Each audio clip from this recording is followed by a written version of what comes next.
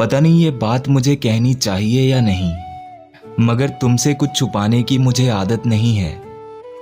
तुम पर भरोसा तो मुझे खुद से भी ज्यादा है, पर फिर भी कभी कभी पता नहीं क्यों मुझे इनसिक्योरिटी सी हो जाती है।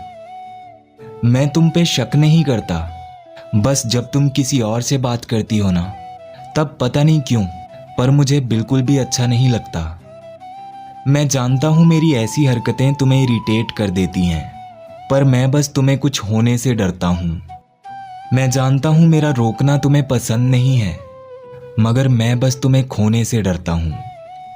मैं बस चाहता हूं तुम मुझसे बात करो। अगर कोई प्रॉब्लम हो तो तुम मुझसे शेयर करो। मैं हर हालात में, हर प्रॉब्लम में तुम्हारा साथ दूंगा, मगर तुम बस ऐसे ही हमेशा मेरे साथ रहो। शायद तुम्हें इन सब से कोई फर्क नहीं पड़ता, पर मुझे पड़ता है। जब तुम किसी से हंस के बात करती हो ना, तब मुझे बहुत बुरा लगता है।